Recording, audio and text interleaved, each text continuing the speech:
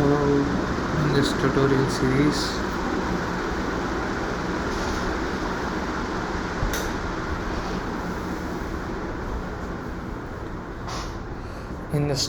series, we are going to look at training the models using Flax JAX.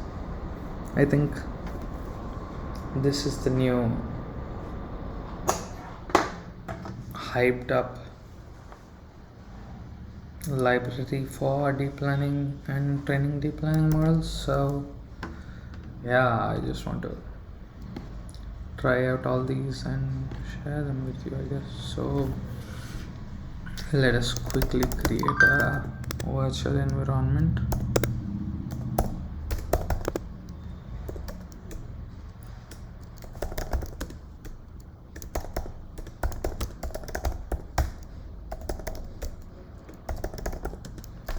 I just want to check the Python version before going further, and Python 3.9.9, and that's fine by me.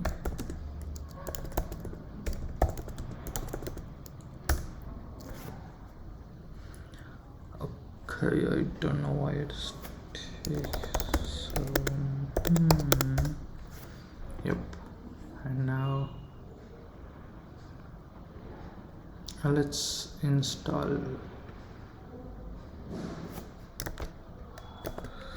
This is just upgrading the pip package, and then first we install the JAX, and this computer only has a CPU, so. And then I don't want to use the latest version, I want to use the most stable version. So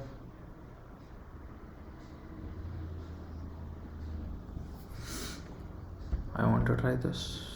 Like, I don't want to go with the latest version for the stability purposes and stuff. Yeah, this is the Flax library, and it is also supported by transformers library by Hugging Face. So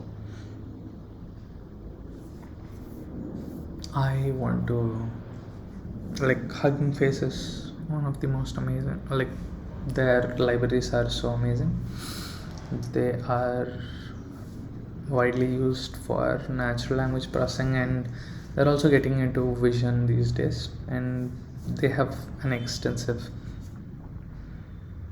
list of datasets and models that you can use, like, within a minute or something. And that is one of the reasons why I've chosen Flax, because it is supported by Hugging Face.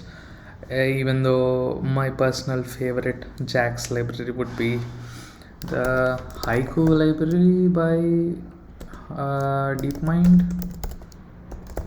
It's a very good library. I think most of the people can start to love it. Like, it's pretty amazing. Do check it out. I'll leave a link in the description below.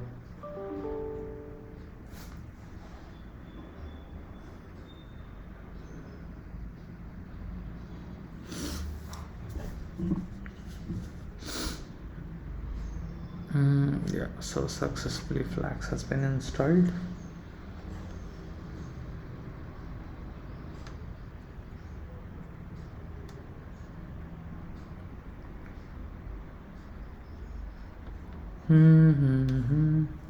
Let's just start with this very small example, which is a simple MLP.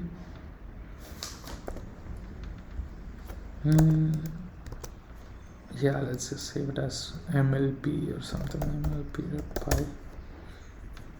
Okay, let's select the interpreter, which is recommended.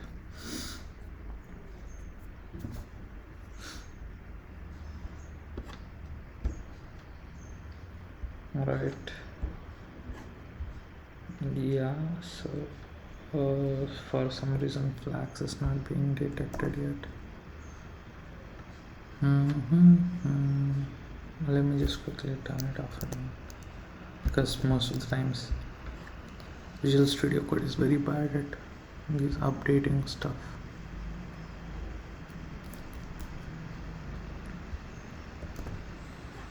Well, as you can see, it is still throwing an error, but I'm not so sure if that's going to be a big problem because I'm pretty sure that we even installed it.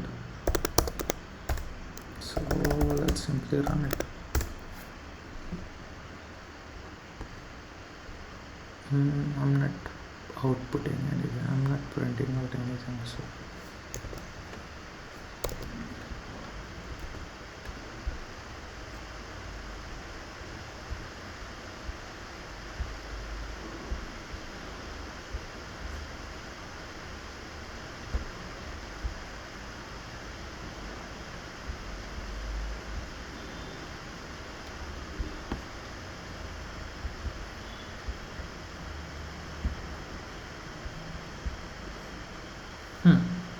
this is weird behavior by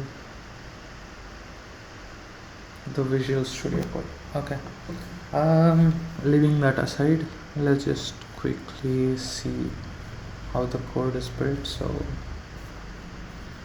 it's a 3-layer MLP with a 12 and a 8 and a 4.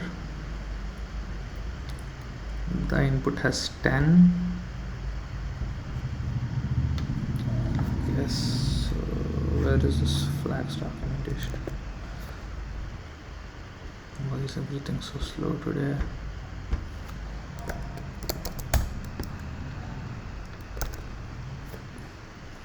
Looks decent.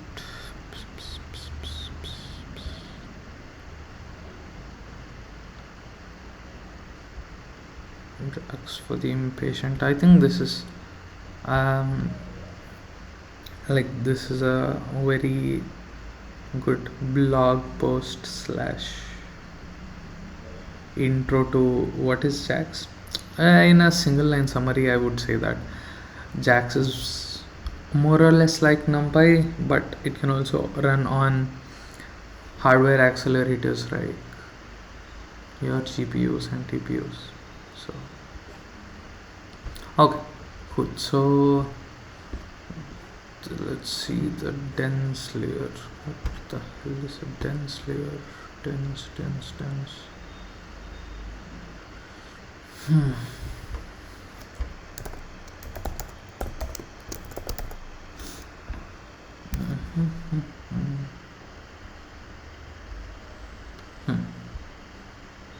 So a dense layer over last dimension of the input, so it is the number of features, so this would be the output of the dense layer. So when the input that we have given is 10 vector, it outputs a 12 vector, and then the 12 vector is processed and output of a 8 vector and then a 4 vector. So the output would be 32 by 4. The output shape I'm expecting, output shape that we expect through this is 32 by 4. Yeah,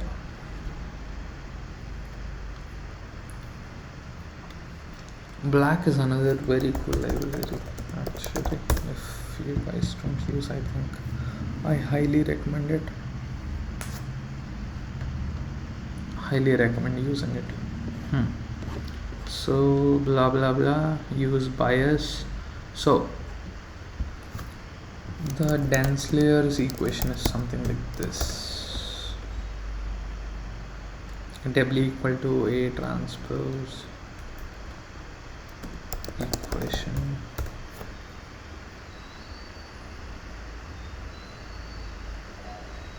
so the output is W transpose gets multiplied with the input data and a random initial bias vector is added. Although this is something from the recurrent neural network, which is a different thing altogether, I think this is the part that we can focus on, where let's just consider this to be input and this to be output. So this B vector is the bias, and in a few circumstances we would like if the bias vector doesn't exist, and it is just a simple scaling of the data that we already have. It is just simple multiplication by the vector.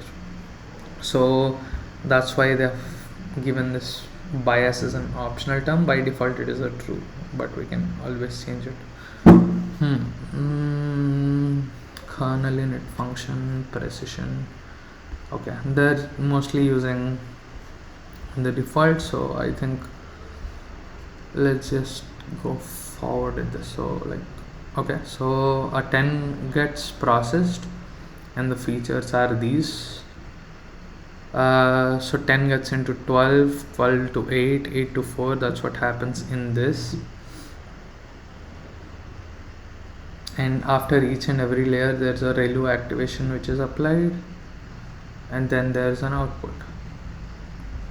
So the variables are initiated with a random, and this to be the batch, and there's an output. So let's just put in the output for now. Also I want to put in the output shape so that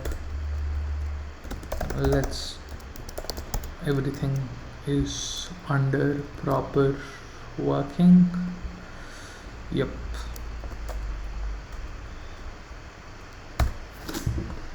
No module name Flax. That's weird. Yep.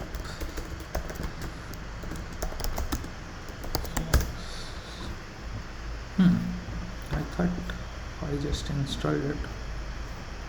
What the fuck did I do?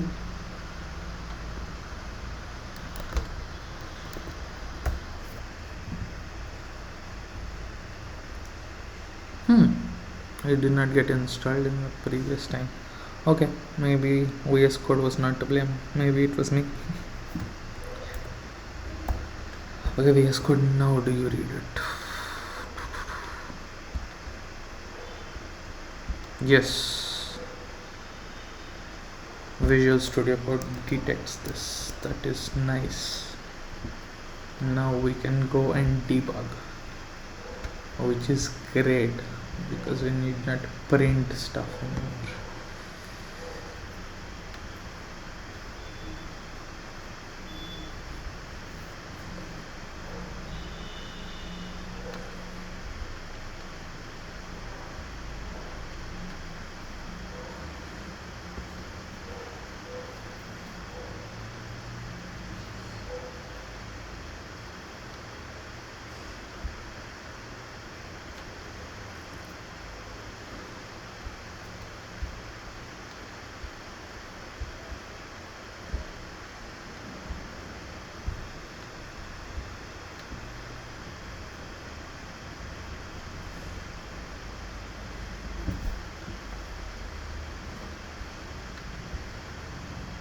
What the hell is happening?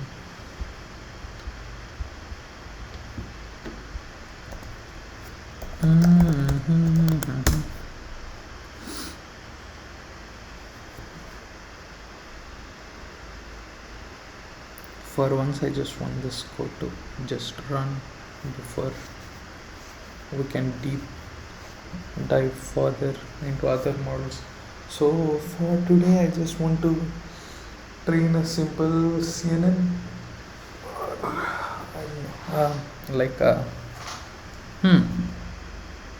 okay, we can see that the output matches our prediction, so that is good.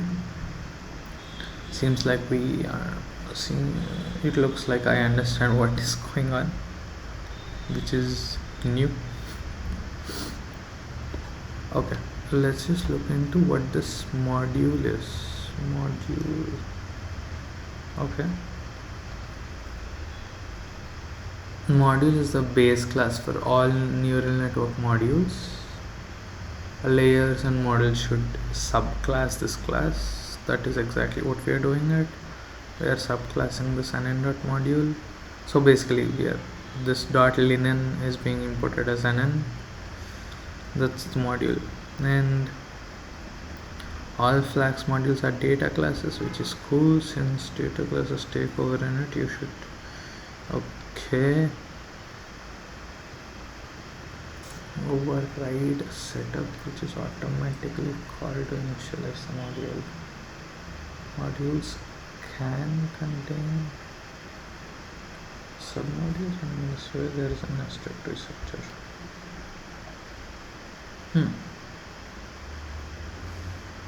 Okay, so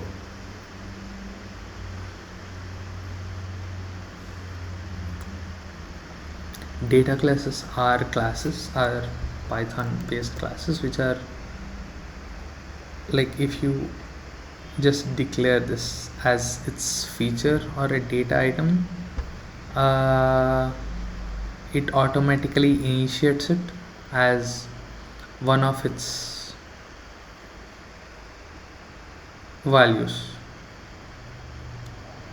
It automatically becomes a member variable. So that's why you can directly access these variables, this unit.price, although there is no explicit init method declared. Just with this decorator, it automatically becomes this.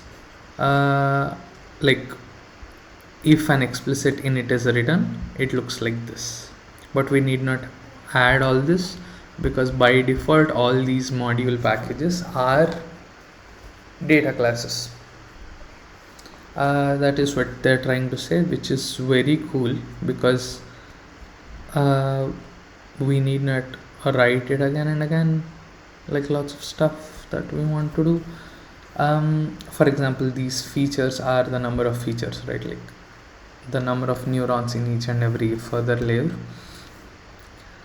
So the features can be directly accessed here, and the dense layers are initiated and used in the computation here itself. I want to know what this nn.compact declarator does. Compact.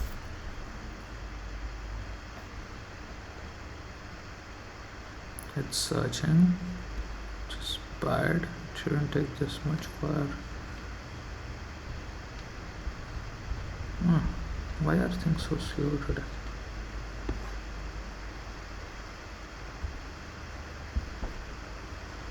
It's compact. I'm sorry.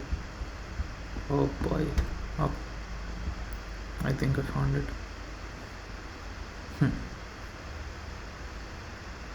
It marks the given module method, allowing inline submodules. Methods wrapped in compact can define submodules directly within the method.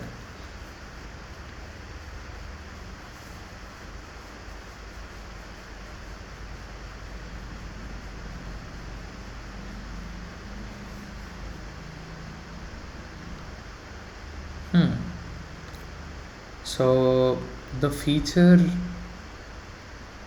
is not the neural network, right? The neural network is the weights of those connections between those dense layers, and this basically this nn.compact method, it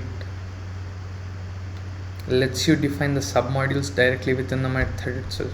So this nn.dense is a submodule, right? And this nn.submodule can be declared within this method without even explicitly declaring that setup method that we initially saw, which is very nice. I actually want to see what is happening within this model exactly with this. So let me just debug it very quickly if I can. What the hell is happening here?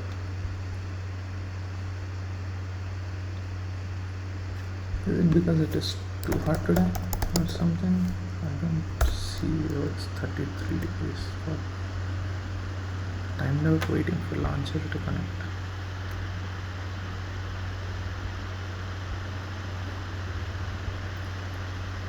Python file. This is it, right? This is actually it.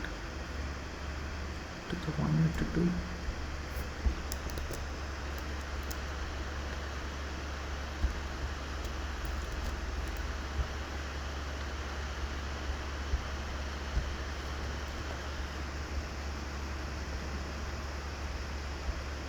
Let me just update.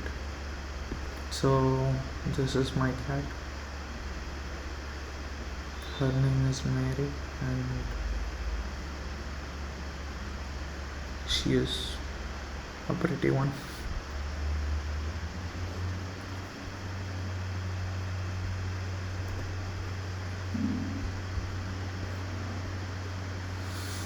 Now I have to wait for the Visual Studio Code to open up.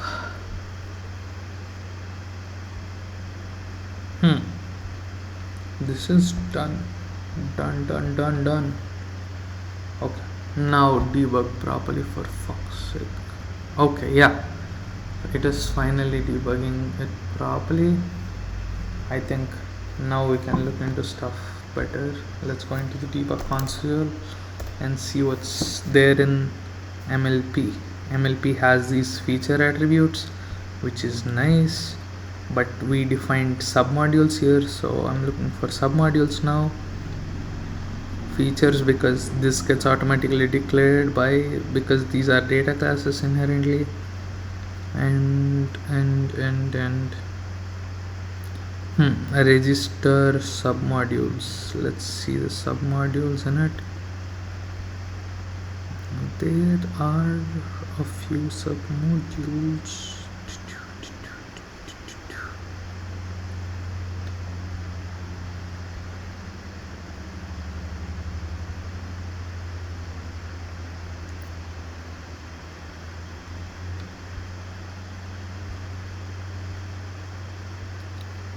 How do I access modules within? How to access the submodules?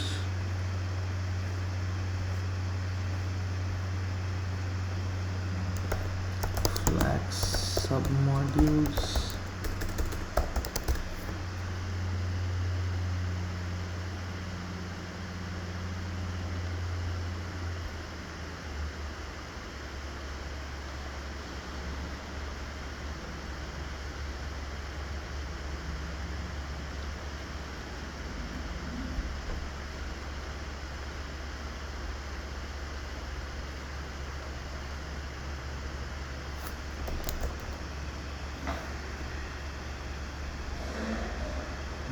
Now let's just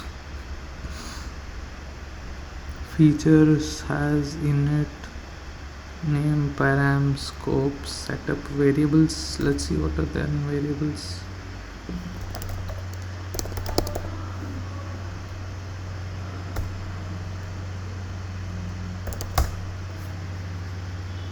More, can't access variables on unbounded modules. What the hell is that?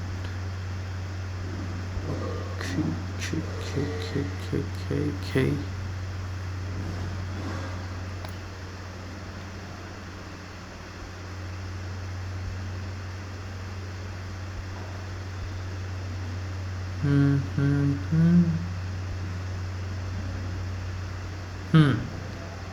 Ah, finally.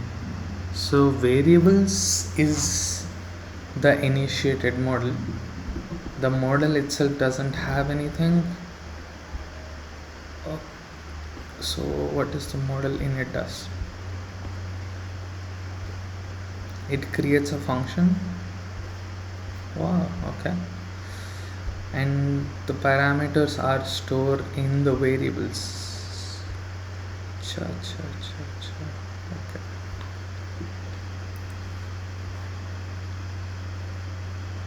Initiating this model with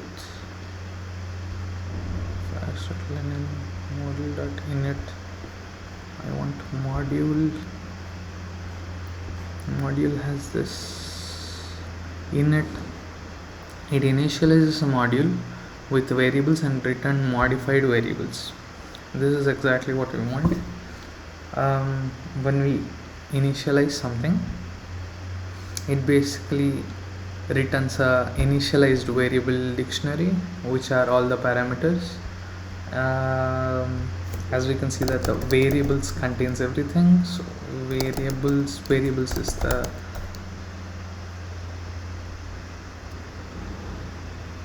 dot params. I don't know. Okay, so variables has, it's a frozen dictionary, and it has a string to a mapping. So I think something like this should work. It doesn't.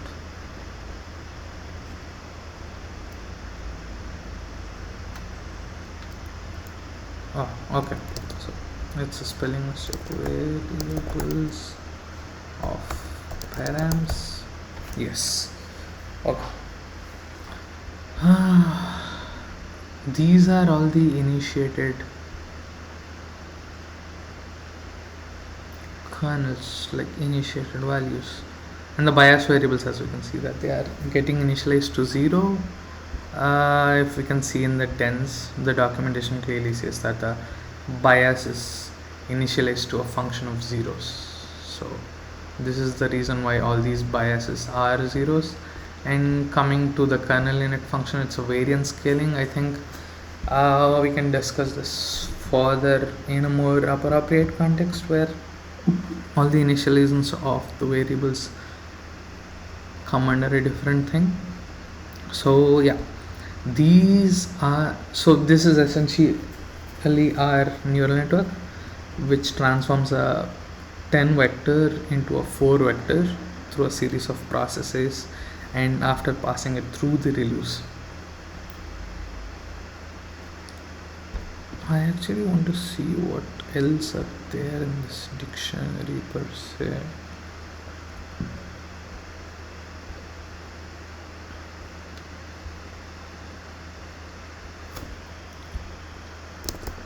Variables.keys. It's a list of all keys, and it only has one frozen dictionary, which is the parameters, and this is the entire model. Okay, it is cool. Alright, now that we have thoroughly checked into what happens in the MLP, I think now is a good time to take a small break, and then when we come back, let us train a CNN on MNIST dataset.